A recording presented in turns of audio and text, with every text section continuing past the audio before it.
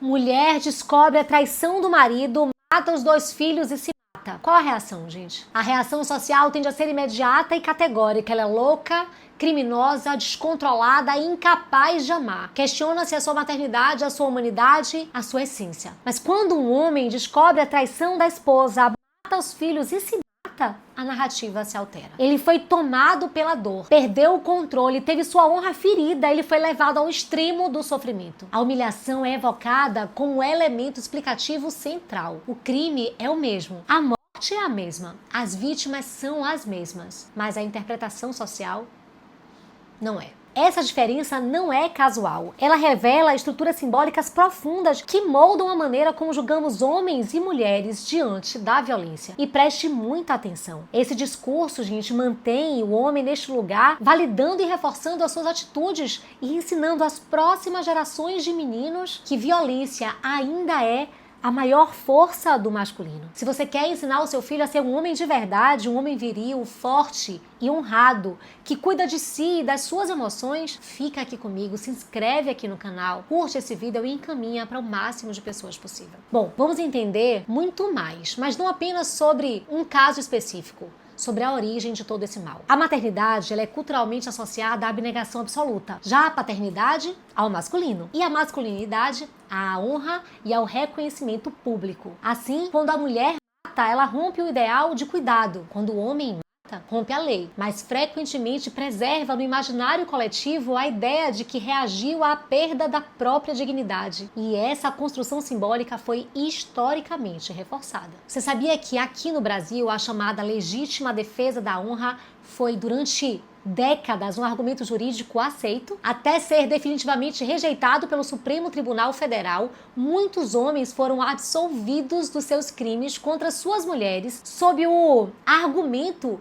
de que elas haviam ferido o seu brio, a sua tal honra. Ainda que formalmente superada, já não encontrando respaldo jurídico, a lógica cultural que sustenta essa tese permanece viva no discurso cotidiano. Entretanto, gente, é fundamental estabelecer um ponto inicial que é inegociável. Traição conjugal é falha moral, homicídio é crime. São categorias distintas. A inclusão da traição como elemento central da narrativa pode até contextualizar o estado emocional do agressor, mas jamais pode funcionar como atenuante para essa barbárie. Para compreender por que a dor é frequentemente invocada como explicação, a psicanálise vai nos oferecer instrumentos descritivos importantes. Então, Freud explica como a identidade pode ser profundamente abalada por feridas narcísicas. A traição pode ser vivida como humilhação devastadora. Ele reforça que a perda pode converter-se em agressividade intensa. E Lacan, gente, quando nos ensina que o sujeito é constituído pelo olhar do outro, ele nos faz compreender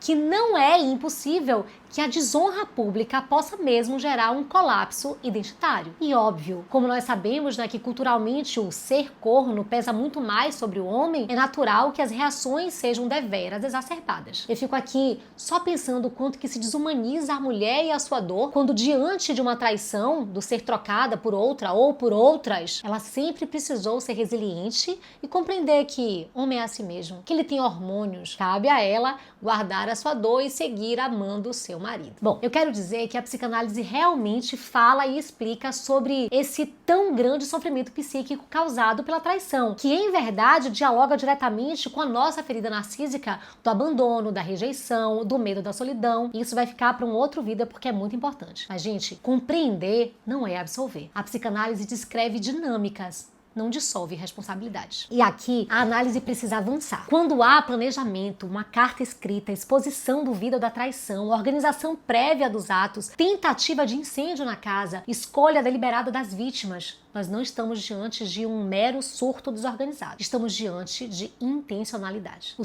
suicídio posterior pode revelar desespero, mas o homicídio anterior revela ódio, vingança e exercício de poder. A escolha dos filhos como alvo não é acidental. Quando o objetivo declarado ou até implícito é punir a mulher, causando-lhe a maior dor possível, o ato assume caráter instrumental. As crianças deixam de ser sujeitos e tornam-se meios. A violência deixa de ser explosão emocional e revela racionalidade perversa. Se me feriste, destruirei aquilo que mais amas. Isso não é apenas sofrimento, gente. É domínio. É tentativa de restauração simbólica da honra pela aniquilação do outro. A criminologia distingue claramente entre fatores explicativos e justificativos. Tensões emocionais podem explicar contexto, não eliminam agência moral. Planejamento indica deliberação, e deliberação reforça a responsabilidade. E nesse ponto, gente, é que a antropologia cristã oferece uma chave interpretativa mais profunda e coerente. Para Agostinho de Hipona, o mal nasce da desordem do amor. Não é o amor que é o problema, é sua hierarquia invertida.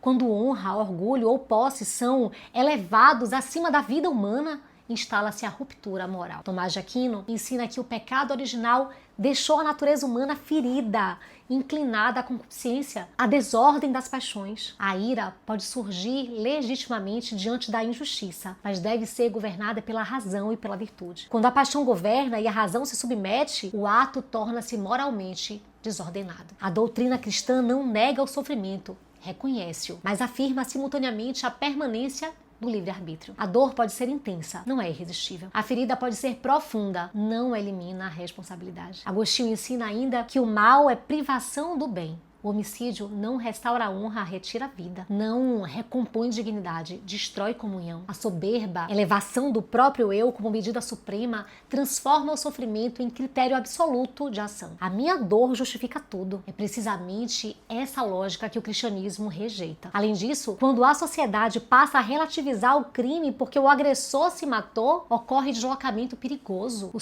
suicídio passa a funcionar como um selo de autenticidade do sofrimento, como se a autodestruição validasse a violência anterior. Entretanto, gente, se o suicídio pode revelar desespero psíquico, o homicídio revela a escolha ativa de ferir, de punir e exercer controle. Um ato pode expressar colapso interior, o outro expressa agressão deliberada. Confundir ambos sob o rótulo genérico de tragédia é diluir distinções morais essenciais. O que mais me inquieta não é apenas o crime, mas a reação social. Comentários que afirmam que ele foi levado ao extremo, que qualquer homem poderia fazer o mesmo, que a traição destrói, revelam uma cultura que transforma a dor em atenuante simbólico. Formou-se um fã-clube moral que legitima o injustificável sob o manto da empatia seletiva. Essa é a banalização contemporânea da violência.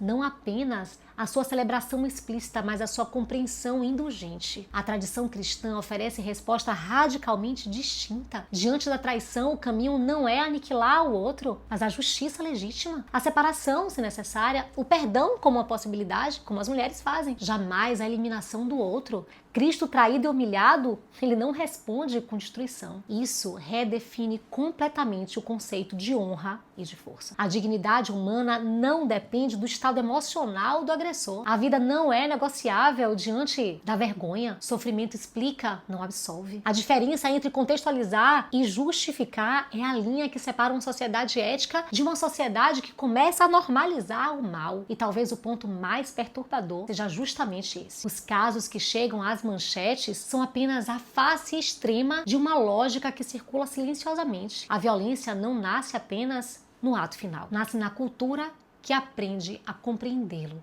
demais. O ato e a pessoa criminosa nos chocam, sim, mas perceber que essa pessoa possui apoiadores, condescendentes, defensores é desesperador, porque revela que aqueles na manchete são apenas representações do mal que nos rodeia no cotidiano, na vida. Eu exemplifico para vocês. Um homem no auge da sua maldade e do seu desespero matar os filhos é terrível, mas milhares e milhares assistirem de sua casa e compactuarem com o ato e julgarem, culparem e condenarem a mulher, a mãe, pelo assassinato dos filhos porque ela traiu o marido é insano, é doentio, é perverso e nos apresenta uma realidade muito mais dura. Qualquer uma pode ser vítima de quem defende que a honra é mais importante do que a vida. Enquanto nós confundirmos dor com direito de destruir, honra com posse e sofrimento com autorização moral, nós continuaremos não apenas a assistir a tragédias, mas a produzir discursos que as tornam aceitáveis e contínuas. E esse é o verdadeiro perigo. Fiquemos atentos.